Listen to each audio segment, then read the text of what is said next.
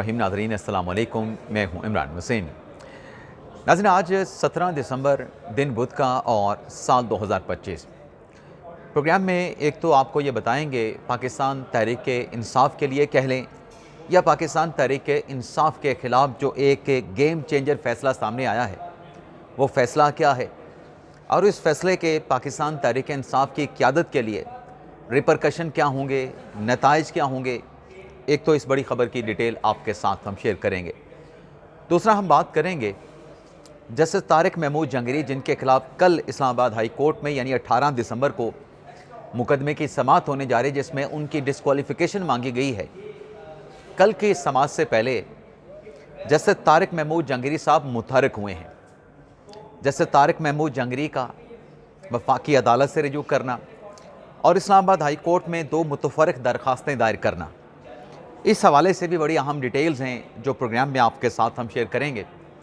और फिर इसी प्रोग्राम में ईमान ज़ेरम मज़ारी और सहाफ़ी मतीउल्लाह जान को अदालत ने क्या बड़ा सरप्राइज़ दिया है, इन ख़बरों की डिटेल भी आपके साथ हम शेयर करेंगे। लेकिन प्रोग्राम का आगाज़ करने से पहले आपसे दरख्वास्त के चैनल को सब्सक्राइब कर लें, बेल आइकॉन का बटन प्रेस करें। वीडियो पसंद आए तो इसे लाइक और शेयर ज़रूर कीजिएगा।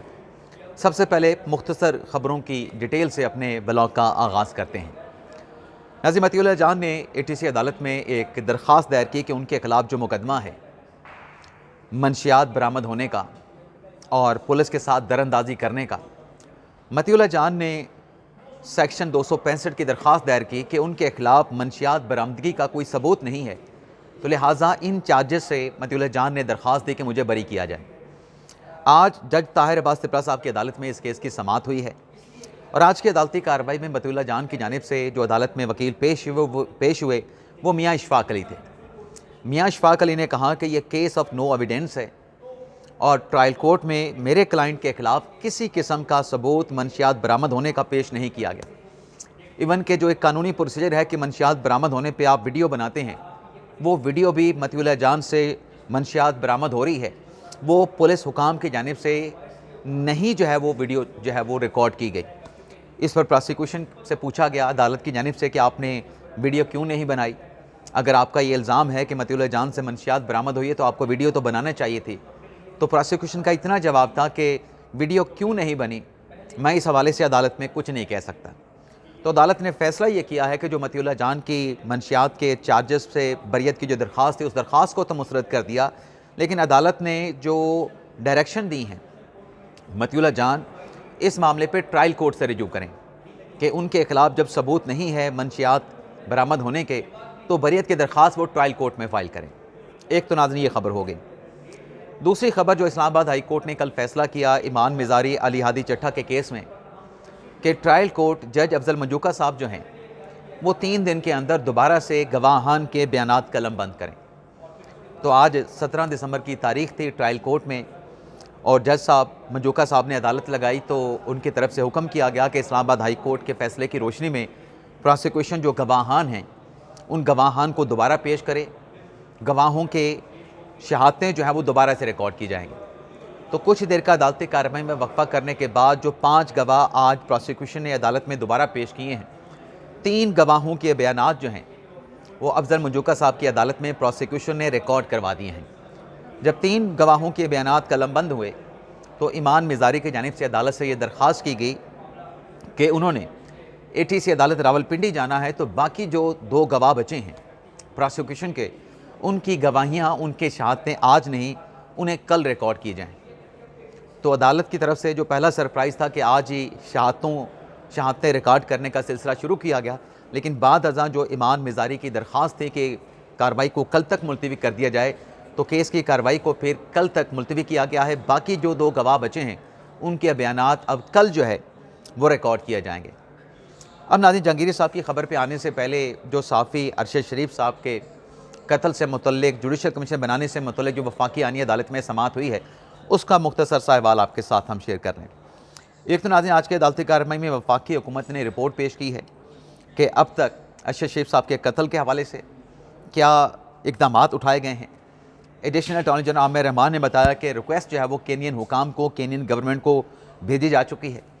वहाँ से जैसे ही और जब भी अप्रूवल आती है तो जो स्पेशल इन्वेस्टिगेशन टीम बनाई गई थी वो केनिया जाएगी, शवाहिद इकट्ठे करेगी, जिसके बाद जो स्पेशल JIT है उसकी तहकीकात मुकम्मल हो जाएंगी। अदालत ने हुकूमत की ये रिपोर्ट सबमिट होने के बाद additional attorney general Aamir Rahman को सुनने के बाद जो केस की समाअत है उसे विंटर वेकेशन के बाद तक मुलतवी कर दिया है। और जो सो मोटो की कार्रवाई है आया के 27वीं आईनी तरमीम के बाद वो चल सकती है, आगे बढ़ाई जा सकती है, इस नुक्ते पे आज वकला के दलाइल अदालत ने नहीं लिए हैं। अब विंटर वेकेशन के बाद ये मुकदमा दोबारा समाअत के लिए मुकर्रर होगा। अब नाज़रीन आ जाते हैं जैसे जहांगीरी साहब की बात करते हैं। नाज़रीन जैसे जहांगीरी साहब जिनके खिलाफ को वारंटों की पटिशन वकील मियाँ दाऊद ने इस्लामाबाद हाई कोर्ट में दायर की, जिस पर अब 8 दिसंबर को समाअत होना है। और 8 दिसंबर की समाअत से पहले जहांगीरी साहब ने यह किया है कि इस्लामाबाद हाई कोर्ट की सारी कार्रवाई को, और ख़ास तौर पे जो 9 दिसंबर का इस्लामाबाद हाई कोर्ट का जो हुक्म है जिसमें को वारंटों की दरख्वास्त को काबिल समाअत करार दिया गया था, उस 9 दिसंबर के हुक्मनामे को जैसे जहांगीरी साहब ने वफाकी आईनी अदालत में चैलेंज कर दिया है। अब ये नाज़िम वफाकी आईनी अदालत वही है जहाँ पर इस्लामाबाद हाई कोर्ट के 5 जजेस ने 3 जजेस के ट्रांसफ़र को चैलेंज किया था, जिसमें जनाब सरफराज डोगर साहब थे, जस्टिस मोहम्मद आसिफ साहब थे और जस्टिस खादिम हुसैन सोमरू साहब थे। और जब वो अपीलें सुप्रीम कोर्ट ने डिस्पोज ऑफ की तो इंट्रा कोर्ट अपीलें इस्लामाबाद हाई कोर्ट के जजेस ने फ़ाइल की थी। और 27वीं आईनी तरमीम के बाद जजेस की जो इंट्रा कोर्ट अपीलें थीं उन्हें वफाकी आईनी अदालत में ट्रांसफ़र कर दिया गया था। और वफाकी आईनी अदालत में जो बड़ा बेंच तश्कील दिया गया था जस्टिस अमीनुद्दीन खान साहब की सरबराही में, उन इंट्रा कोर्ट अपीलों पर पैरवी के लिए ना जज साहबान आईनी अदालत में पेश हुए थे, ना जज साहबान के वकला आईनी अदालत में पेश हुए थे। वफाकी आईनी अदालत में प्रोसीडिंग का मुकम्मल तौर पे बाइकआउट किया गया था और फिर अदालत की तरफ से अदम पैरवी पे वो जो इंट्रा कोर्ट अपीलें जजेस की थी उन्हें मुस्तरद कर दिया गया था, उन दरख्वास्तों को खारिज कर दिया गया था। यानी वो जजेस इस्लामाबाद हाई कोर्ट के जो वफाकी आईनी अदालत की जुरिस्डिक्शन को, आईनी अदालत को 27वीं आईनी तरमीम को एक्सेप्ट करने के लिए तैयार नहीं थे और अपनी अपीलें अदम पैरवी पर उन्होंने खारिज करवाईं। आज उन्हीं जजेस में से तारिक महमूद जहांगीरी साहब ने वफाकी आईनी अदालत को तस्लीम कर लिया है, वफाकी आईनी अदालत का जो दायरा अख्तियार है उसको एक्सेप्ट कर लिया है। अब जो दरख्वास्त जहांगीरी साहब ने इस्लामाबाद हाई कोर्ट में दायर की है उसमें 3 बुनियादी सवालात उठाए गए हैं। इस्तदा तो जहांगीरी साहब की ये है कि मेरे खिलाफ जो को वारंटों की पटिशन है वो नाकाबिले समाअत है, लिहाजा इस्लामाबाद हाई कोर्ट की कार्रवाई को कलअदम करार दिया जाए। हालांकि ये आईनी अदालत में अपील दायर करने से पहले जहांगीरी साहब जब आईनी बेंच के सामने आए थे, जब इस्लामाबाद हाई कोर्ट ने उन्हें जुडिशल वर्क से रोका था, तो आईनी बेंच की जानिब से जो प्रोसीडिंग की गई थी जहांगीरी साहब की अपीलों पर, उसमें उनके जो वकील मुनीर मलिक साहब पेश हुए थे, मुनीर मलिक साहब ने खुद ये कहा था, कमरे अदालत में बयान दिया था कि को वारंटों की पटिशन काबिल समाअत है। यानी को वारंटों की पटिशन इस मामले पर फ़ाइल हो सकती है, दरख्वास्त के काबिल समाअत होने का फ़ैसला इस्लामाबाद हाई कोर्ट ने करना है। तो अदालत ने उसी बात को एंडोर्स किया, अदालत ने उसी बात को अपने फ़ैसले में शामिल किया कि को वारंटों की पटिशन इस नोयत के मामलात पे डिस्क्वालिफिकेशन के लिए फ़ाइल हो सकती है, लेकिन सबसे पहले इस्लामाबाद हाई कोर्ट को काबिल समाअत होने का फ़ैसला करना है। तो जहांगीरी साहब ने पहला ये सवाल उठाया कि जो इस्लामाबाद हाई कोर्ट ने 9 दिसंबर को दरख्वास्तों को काबिल समाअत करार दिया, मेरे खिलाफ को वारंटों की पटिशन को, ये दरख्वास्त काबिल समाअत करार देते हुए या देने से पहले तमाम लोगों को सुना गया। बार कौंसल के वकला को सुना गया, बार एसोसिएशन के वकला को सुना गया, मियाँ दाऊद के वकला को सुना गया, अदालती मुआवनीन को सुना गया। नहीं अगर सुना गया कि आया कि यह दरख्वास्त काबिल समाअत है, काबिल समाअत नहीं है, तो मुझे नोटिस करके नहीं सुना गया। मुझे भी एक दरख्वास्त के काबिल समाअत होने पे नोटिस करके सुना जाना चाहिए था। एक तो सवाल इन्होंने ये उठाया है आईनी अदालत के सामने। दूसरा सवाल जहांगीरी साहब का ये है कि जो डिग्री का मामला होता है, चाहे किसी भी शख्स का हो, चाहे वो जज की डिग्री हो या किसी और प्रोमिनेंट शख्सियत की हो, किसी और आईनी ओहदेदार की हो, उसमें जो शवाहिद हैं वो ट्रायल कोर्ट में ही रिकॉर्ड हो सकते हैं। इस्लामाबाद हाई कोर्ट को वारंटों की पटिशन में डिग्री के मामले पे जो शहादतें हैं, जो गवाहान के बयानात कलमबंद करने का जो मामला है, वो इस्लामाबाद हाई कोर्ट शहादतें रिकॉर्ड नहीं कर सकती। तो लिहाजा ये मामला या तो ट्रायल कोर्ट दे सकती है या फिर सुप्रीम जुडिशल काउंसिल देख सकती है। दूसरा एतराज़ जहांगीरी साहब ने अपनी पटिशन में ये उठाया है। तीसरा एतराज़ उनका ये है कि कॉन्स्टिट्यूशन में जो आर्टिकल 10A है वो फेयर ट्रायल का राइट देता है, तो लिहाजा मुझे इस केस में फेयर ट्रायल का राइट भी दिया जाए। अब आज ये पटिशन जो कि इस्लामाबाद हाई कोर्ट में फ़ाइल की गई है, देखते हैं आईनी अदालत आज समाअत के लिए लगाती है, कल समाअत के लिए लगाती है, कल जुमेरात है, परसों जुमा है, एक्सपेक्टेड है कि कल या परसों ये जो दरख्वास्त वफाकी आईनी अदालत में जहांगीरी साहब ने फ़ाइल की है, इस पर बेंच बनेगा, इसका फ़ैसला भी हो जाएगा। लेकिन दूसरा जो अहम सवाल है कि जहांगीरी साहब जब 15 दिसंबर को अदालत के रूबरू पेश हुए थे, तो जहांगीरी साहब ने तो ये कहा था कि मुझे जवाब जमा कराने के लिए मोहलत दी जाए। आपने मुझे 3 दिन का वक्त दिया, 3 दिन का वक्त कम है। कत्ल के केसेस में एटलीस्ट 7 दिन दिए जाते हैं, लेकिन यहाँ पर तो सिर्फ आपने 3 दिन दिए हैं। तो आप मुझे मज़ीद मोहलत दें, मैंने वकील की खिदमात भी हासिल करनी है और मैंने जवाब भी दाखिल करना है। तो अदालत ने उनको 15 दिसंबर से 18 दिसंबर तक का वक्त दिया था और उस अदालती कार्रवाई में जहांगीरी साहब ने कहीं भी अदालती प्रोसीडिंग के दौरान इस बात का जिक्र नहीं किया था कि वो इस्लामाबाद हाई कोर्ट की कार्रवाई को वफाकी अदालत में चैलेंज करेंगे। हालांकि वो ये नुक्ता भी ले सकते थे सरफराज डोगर साहब के 2 रुकनी बेंच के सामने कि मैंने आपकी प्रोसीडिंग को, जो आपने दरख्वास्त को काबिल समाअत करार दिया है 9 दिसंबर को, मैं वो हुक्मनामा चैलेंज करने जा रहा हूँ, तो लिहाजा आप कार्रवाई को यहाँ पर रोक दें। अब इससे क्या तासुर जाएगा? 15 दिसंबर को उन्होंने वक्त लिया था जवाब दाखिल करने के लिए, वकील की खिदमत हासिल करने के लिए। आज उन्होंने इस्लामाबाद हाई कोर्ट की कार्रवाई को वफाकी आईनी अदालत में चैलेंज किया है, तो इसको क्या गलत बयानी का तासुर लिया जाएगा? हालांकि वो कह सकते थे कि मैंने आपका ऑर्डर चैलेंज करना है और अदालतें इस तरह की प्ली पर, इस तरह की इस्तदा के ऊपर मतलब उसे इंटरटेन करती हैं। लेकिन इसके साथ साथ नाज़रीन, जहांगीरी साहब ने जहां वफाकी आईनी अदालत में इस्लामाबाद हाई कोर्ट की कार्रवाई को चैलेंज किया है, वहीं जहांगीरी साहब ने 2 दरख्वास्तें इस्लामाबाद हाई कोर्ट में भी दायर की हैं। एक दरख्वास्त जहांगीरी साहब की ये है कि उनके केस में फुल कोर्ट तश्कील दिया जाए, और जो फुल कोर्ट तश्कील देने की दरख्वास्त इस्लामाबाद हाई कोर्ट में दायर की गई, इसमें यह कहा गया है कि जो ट्रांसफरिंग जजेज़ हैं उनको फुल कोर्ट में शामिल ना किया जाए, यानी डोगर साहब को भी फुल कोर्ट में शामिल ना किया जाए। जैसे खादम हुसैन सोमरू साहब पहले ही बेंच से अलग हो चुके हैं, उनको भी फुल कोर्ट में शामिल ना किया जाए, और जस्टिस मोहम्मद आसिफ साहब को भी फुल कोर्ट में शामिल ना किया जाए। और शायद जहांगीरी साहब को ये डर था कि मुझे कहीं फुल कोर्ट में शामिल ना कर लिया जाए, तो जहांगीरी साहब ने दरख्वास्त में ये भी लिखा है कि मुझे उस फुल कोर्ट में शामिल ना किया जाए। तो ये दरख्वास्त भी कल इस्लामाबाद हाई कोर्ट के सामने टेकअप होगी। दूसरी जो उन्होंने दरख्वास्त दायर की है जहांगीरी साहब ने इस्लामाबाद हाई कोर्ट में, वो दरख्वास्त ये है कि इस डिग्री के मामले पर सिंध हाई कोर्ट जो है उन्हें हुक्म इम्तना दे चुकी है। तो जब तक सिंध हाई कोर्ट फैसला नहीं करती, सिंध हाई कोर्ट इस मामले पे उसका कोई हतमी डिसीजन नहीं आ जाता, तो इस्लामाबाद हाई कोर्ट इस कार्रवाई को फर्दर प्रोसीड ना करें।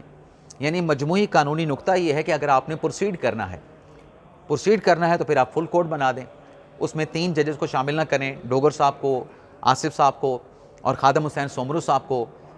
लेकिन अगर आपने फुल कोर्ट नहीं बनाना तो फिर आप सिंध हाई कोर्ट के फैसले तक इस कार्रवाई को यहीं पर रोक दें, यहीं पर इसको हॉल्ट कर दें। तो ये दरख्वास्त भी कल सरफराज डोगर साहब की अदालत में जो है वो टेकअप की जाएगी, और इस पर देखते हैं फिर कल इस्लामाबाद हाई कोर्ट का क्या फ़ैसला सामने आता है। अब नाज़रीन आ जाते हैं पाकिस्तान तहरीक इंसाफ की बात कर लेते हैं। ख़बर नाज़रीन ये है कि पाकिस्तान तहरीक इंसाफ के 3 साबिक रहनुमा, जिसमें 2 मिनिस्टर हैं, एक फवाद चौधरी साहब, महमूद मौलवी साहब, और तीसरे साबिक गवर्नर इमरान इस्माइल साहब, वो मुतहरक हुए हैं मफामत के लिए। वो मुतहरक हुए हैं सियासी दर्जा हरारत को नीचे लाने के लिए। वो मुतहरक हुए हैं तीनों पाकिस्तान तहरीक इंसाफ के साबिक रहनुमा इमरान खान के लिए रास्ता बनाने के लिए। लेकिन ये तीनों जो पाकिस्तान तहरीक इंसाफ के रहनुमा हैं, इनका राब्ता है किसी सरकारी बड़ी शख्सियत के साथ, इनका राब्ता हुआ है हुकूमती मिनिस्टर के साथ। और इस सारी कोशिशों में, जैसे मैंने कहा कि मकसद क्या है, सबसे प्राइम मकसद तो इन राब्तों का, मफामत की इन कोशिशों का ये है कि जो PTI की क़यादत है कोट लखपत जेल में, जैसे शाह महमूद कुरैशी साहब हैं, उमर सरफराज चीमा साहब हैं, इजाज़ चौधरी साहब हैं, मियाँ महमूद रशीद साहब हैं, सबसे पहले इनकी रिहाई का रास्ता जो है वो निकाला जाए। और ये जब लोग रिहा हो जाएंगे, इनकी रिहाई का कोई रास्ता बनेगा, तो ये कोट लखपत जेल से रिहा होने के बाद पाकिस्तान तहरीक इंसाफ की वो क़यादत सामने आएगी जो ज़मीनी हक़ाइक़ से आगाह है। और ये नाज़रीन पाकिस्तान तहरीक इंसाफ की जो कोट लखपत जेल में जो गिरफ़्तार कस्टडी में जो क़यादत है, इनकी तरफ से भी मुज़ाकरात को सपोर्ट किया गया था। इमरान खान साहब को ख़त लिखा गया था कि आप मुज़ाकरात करें सियासी लोगों के साथ भी और इस्टेब्लिशमेंट के साथ भी बेशक करें, लेकिन सियासी लोगों के साथ मुज़ाकरात का दरवाज़ा बंद ना किया जाए।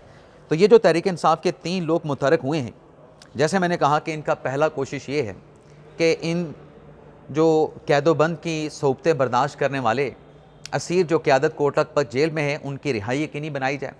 जब वो सीनियर क़यादत रिहा होकर आएगी जो तहरीक इंसाफ की मौजूदा क़यादत है उसके ऊपर प्रेशर आएगा, बल्कि इंटायरली जो तहरीक इंसाफ की क़यादत है वो क़यादत मुकम्मल तौर पे तब्दील हो जाएगी।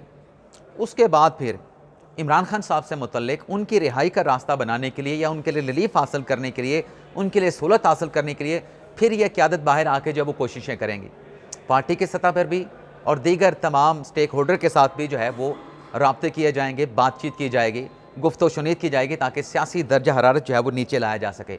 और अगर नाज़रीन ये कोशिशें कामयाब होती हैं तो $1 बिलियन क्योंकि इस मफाहमत की कोशिशों में ओवरसीज़ पाकिस्तानी भी शामिल हैं, तो $1 बिलियन की ओवरसीज़ पाकिस्तानी पाकिस्तान में जो है वो इन्वेस्टमेंट भी करेंगे।